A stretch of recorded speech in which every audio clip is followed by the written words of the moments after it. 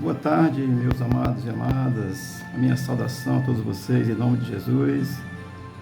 Hoje é 25 de novembro de 2023, sábado. Uma palavra aqui para a nossa meditação. Livro do profeta Isaías, capítulo 13, versículo 10, diz assim a palavra do Senhor. Porque as estrelas do céu e os astros não deixarão brilhar a sua luz. O sol se escurecerá ao nascer, e a lua não fará resplandecer a sua luz. Amém? O profeta tem uma visão, e chega a ele essa revelação, essa visão, e ele transcreve, está na palavra de Deus, em que o contexto que acontece essa situação é na destruição de Babilônia no ano de 539 a.C. O Ciro II, que reinava, ele dominou e destruiu Babilônia. Assim, eu vou fazer aqui uma comparação, o que esse texto pode nos ensinar, nos prevenir. Ele aponta para o dia futuro da ira de Deus, que irá acontecer. Deus vai trazer um juízo sobre a terra, e o profeta Joel fala essa mesma palavra. Sofonias vai dizer que o grande e terrível dia do Senhor. Então esse dia de Deus vai acontecer. Aqui aconteceu o julgamento da Babilônia naquele contexto, e ela deixou de existir e disse que nunca mais ia ser construída. Mas eu quero aplicar isso para os dias de hoje, porque o profeta fala, ele tem uma visão que é contextualizada quando ele está vivendo, mas também tem situações futuras. Amém? Assim, o Sol, ele é a principal estrela do sistema solar. Do Sol depende toda a vida na Terra. Os outros planetas que estão ao redor, tudo que está ao redor do Sol depende do Sol. Ele é a principal estrela do sistema solar. Então, acabando o Sol, acaba a vida na Terra, tá certo? Porque o Sol é que dá a vida à Terra. E a Lua também, que o texto fala de Sol e Lua. A Lua é o único satélite natural do sistema solar. Assim, ele tem a condição de proteger a Terra de ataque de satélites, quando caem os satélites, quando eles têm a sua destruição aí, que eles caem. Então a Lua ela serve de proteção, tá certo? Ele é esse satélite natural que funciona como proteção do nosso planeta Terra contra a queda de asteroides e cometas. Ela tem influência na rotação e translação da Terra, que é os dois movimentos da Terra. Tem influência nas marés. Então é coisa graciosa que Deus criou harmoniosamente, né? Os planetas, o sistema solar, para que a vida possa existir na Terra. Amém? Hoje em dia se fala muito no aquecimento global, e nós percebemos isso, entendemos isso, e não precisa ser nem estudioso dessa área para entender que o Sol está mais quente a cada dia. Isso é fato. E o que eu quero pensar a partir de Isaías 13:10? Isaías tem a visão e diz que porque as estrelas dos céus e os astros não deixarão brilhar a sua luz. Então as estrelas do céu, pelo que o profeta está dizendo, que eles vão deixar de dar a sua luz, vão deixar de brilhar. Ele está dizendo que o sol se escurecerá. Ora, se o sol é quem tem a maior influência no sistema solar, que abastece a Terra para que se tenha vida, se o sol escurecer, isso é catástrofes. Isso é morte total, tá certo? A lua o texto, o profeta está dizendo que a lua não resplandecerá a sua luz. Claro que a luz da lua depende do sol, então se o sol vai escurecer, o sistema está todo abalado, a Terra está abalada e certamente estará destruída, tá certo?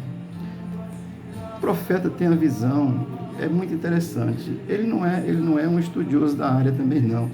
Ele é um profeta que recebe a visão e a revelação de Deus. Tem a ver com a destruição de Babilônia naquele contexto, mas a Bíblia Sagrada nos aponta para uma Babilônia que não é a Babilônia daquele contexto, porque ela já foi destruída no ano 539 a.C. mas é uma Babilônia para um sistema de mundo que está aí, que vai governar, está governando e vai aumentar o seu governo. E esse sistema é muito malvado e muito perverso. Então, ele fala dessa Babilônia que é esse governo, de um modo geral, que o mundo está globalizado, está tendendo a se unir. Isso é palavra de Deus, vai acontecer, tá certo? E João, lá em Apocalipse, ele fala desse acontecimento. Eu vou citar aqui Apocalipse 8:12, que diz assim: o quarto anjo tocou a trombeta e foi ferido a terça parte do sol, da lua e das estrelas, para que a terça parte deles escureça e na sua terça parte não brilhassem, tanto o dia como também a noite. Amém? Então, o profeta, quando ele tem a visão, quando ele tem a compreensão, e ele está falando aqui de sol e de lua, tanto Isaías como João. Olha, Isaías viveu 600 anos antes de Jesus nascer, e João viveu aí já na era de Jesus, na era cristã, tá certo? Então, os servos de Deus, quando tem a visão, eles vão citar sol, lua, perdendo seu brilho, perdendo a sua força, perdendo sua potência. Isso é catástrofe, tá certo? Mas pode ser aplicado com relação aos povos, aos reinos que estão aí, que tem o seu brilho, tem a sua força, o seu poder. Com certeza pode ser aplicado. Mas eu fico pensando sobre essa questão do sol perder o seu brilho. A ciência hoje já estuda sobre isso há muito tempo. A astronomia estuda sobre isso, tá certo? E eles têm entendido que o sol realmente vai perder o seu brilho. Claro que eles falam em bilhões de anos, mas falam que ele vai perder o seu brilho. Por quê? Porque toda estrela ela atinge um ponto de crescimento onde ela vai estar perdendo o seu combustível, aparecendo falhas, e ela acaba perdendo a sua vida. Isso a ciência já explica sobre isso, tá certo? Portanto, assim, a Terra, a coroa solar, como sempre, os cientistas explicam isso, certo? Que ela está se soltando. E aí acontece o que eles chamam de vento solar, que já está caindo sobre a Terra. E isso é uma parte muito quente que sai do Sol, que se desprende do Sol, tá certo?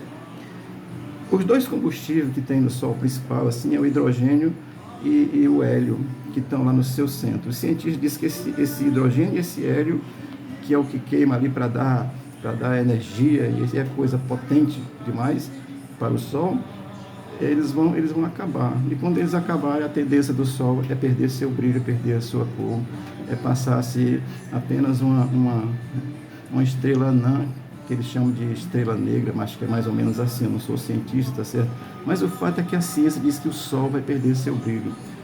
O profeta Joel citou isso também, os outros profetas citaram, João tem essa compreensão, e ele cita essa condição. Isso é catástrofe, tá certo, irmãos? E Deus vai trazer o seu juízo sobre a terra. Lá no Egito, o exército celestial que Deus convocou era mosca, era rãs, era esse tipo de coisa, né? Sangue, o rio virou sangue. Esse é o exército de Deus. E só com isso acabou com o Egito todo, tá certo? Meteu medo no Egito todo. Imagine os sistemas, o sistema solar entrando em colapso. Portanto, eu estou dizendo isso, olhando para o texto, me maravilhando como é que o profeta ele tem essa visão, e ele fala isso, que o sol vai perder a sua estrela, os astros luminosos não brilharão, a lua se escurecerá, e isso, como a ciência própria está afirmando, e o conhecimento global está contribuindo para isso, é claro que isso é com relação ao desmatamento mesmo, tá certo? Tudo que nós fizemos na Terra, Deus deu a Terra ao ser humano para cuidar, o ser humano está destruindo, então a consequência vai vir, tá certo? Mas eu quero alegrar você e lembrar você que tem fé em Jesus Cristo, tá certo? Porque existe uma promessa graciosa de Deus na pessoa de Cristo, é que ele diz que vem buscar a sua igreja, e quando esse fato for acontecer, a sua igreja não estará mais aqui. Amém? Eu vou só citar o texto, não vou ler, depois você pode pegar lá e ler. O apóstolo Paulo vai explicar como é que isso vai se dar. É no livro de Tessalonicenses, 1 Tessalonicenses, capítulo 4, do 13 ao 18. Está escrito lá, bonitinho, graciosamente, como é que isso vai se dar. Mas o fato é que vai haver um juízo de Deus na terra. Amém? Eu fico maravilhado como é que Deus revela ao profeta naquele tempo. Ele não era astrônomo, não tinha compreensão do sistema solar, mas Deus revela dizendo, olha, vai acontecer catástrofes aí, vai acontecer situações aí. Podemos comparar isso com reinos? Podemos comparar isso com reinos. Eu estou aqui olhando e, com base no que a ciência diz, eu estou crendo que o Sol, de fato, vai perder o seu brilho e a vida vai estar acometida. Isso é catástrofe, mas tem esse gracioso, porque essa graciosa condição, porque Deus disse que vai fazer novo céu, nova terra, e aqueles que creem nele, a Bíblia promete que não estarão aqui quando essas coisas acontecerem. Amém? A palavra de Deus é verdadeira. A gente só precisa entender. Coisas já se cumpriram, coisas irão se cumprir. São escatológicas ainda, né? Apocalipse é um livro escatológico, que ele fala, na sua simbologia, vai falar muito, de forma muito especial, sobre esse futuro, sobre esses acontecimentos futuros, inclusive a destruição de Babilônia, que é citado lá no capítulo 18 de Apocalipse, que é um sistema de coisas que está no mundo. Amém? Creia em Cristo.